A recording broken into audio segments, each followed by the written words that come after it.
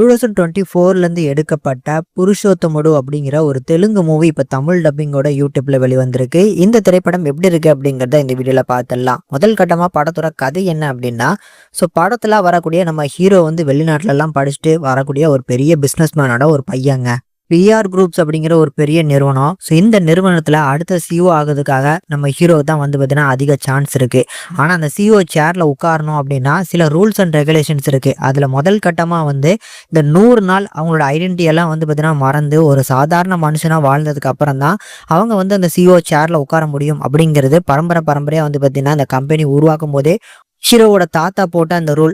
இந்த ரூலுக்காக ஒரு சாதாரண மனுஷனா வாழ வரக்கூடிய ஹீரோ இதுக்கப்புறம் என்னெல்லாம் ஃபேஸ் பண்றாரு, அவரோட ஐடென்டிட்டியை பார்த்தீங்கன்னா காமிக்காம அந்த 100 நாளை கடந்தாரா அப்படிங்கிறதா அந்த படத்தோட மொத்த கதையுமே. இந்த படத்தை பொறுத்தளவுக்கு ஒரு பக்காவான ஒரு கமர்ஷியல் தெலுங்கு ஆக்ஷன் டிராமா. படத்துல அந்த ப்ரெடிக்டபிள்னஸ் இருக்கு அப்படின்னாலுமே படத்தை பார்த்தீங்கன்னா நல்ல ஒரு ஃபீல் குட்டான டோன்ல பார்த்தீங்கன்னா ப்ரெசென்ட் பண்ணியிருக்கிறாங்க. முக்கியமா இந்த படத்துல கேஸ்டிங்ஸை ஓரளவுக்கு நல்லா ப்ராப்பரா செட் பண்ணி கொடுத்துருக்காங்க. நீலாம்பரியா இருக்கட்டும், பிரகாஷ் ராஜா இருக்கட்டும். பிரகாஷ் ராஜெல்லாம் இந்த படத்துல ஒரு சின்ன கேமியோ தான். வரக்கூடிய அந்த சின்ன கேமியோமே நல்லா இருந்துச்சு.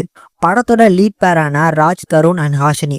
இவங்க 2 பேரோட அந்த போர்ஷன்ஸ் பார்த்தீங்கன்னா ப்ரெடிக்ட் பண்ற மாதிரி இப்படிதான் கதை அமைய போகுது அப்படிங்கிறது தெரிஞ்சாலுமே அந்த ஃபீல் குட்டான வைப் பார்த்தீங்கன்னா ஸ்கிரீன் பிளேல நல்லாவே ஒர்க் அவுட் ஆச்சு. படத்துல வரக்கூடிய ஒவ்வொரு காட்சி அமைப்புகள் இருக்கு பாத்தீங்களா, அதுல ஒரு 2-3 சீன் இருக்கு. அதெல்லாம் ஒரு சில படங்களை ரெஃபர் பண்ணது. கிளைமேக்ஸ் எல்லாம் போகும்போது நம்ம பிச்சைக்காரன் படத்தோட கிளைமேக்ஸ் மாதிரி வரப்போதோ அப்படின்னு நினைச்சேன். ஆனா அதுல பாத்தீங்கன்னா ஒரு சின்ன ஒரு ட்விஸ்ட் கொடுத்து ஒரு சின்னதா பாத்தீங்கன்னா கதையை மாத்தி டிஃப்ரெண்டா எடுத்திருந்தாங்க. கிளைமேக்ஸ்ல தான் நம்ம பிரகாஷ் ராஜும் வருவாப்ல சூப்பரா பண்ணியிருந்தாரு. அப்படி இந்த படத்துல லவ்வா இருக்கட்டும், ஆக்ஷனா இருக்கட்டும், காமெடியா இருக்கட்டும் எல்லாமே மைல் காட்டாடா ஒர்க் அவுட் ஆயிருக்கனால கண்டிப்பா ஒரு ஒன் டைம் பார்க்கக்கூடிய ஒரு டீசென்ட் வாட்சபிள் மூவிங்க. ஒரு பக்காவான ஃபேமிலி என்டர்டெய்னர் கூட கண்டிப்பா ஃபேமிலியோட ட்ரை பண்ணலாம்.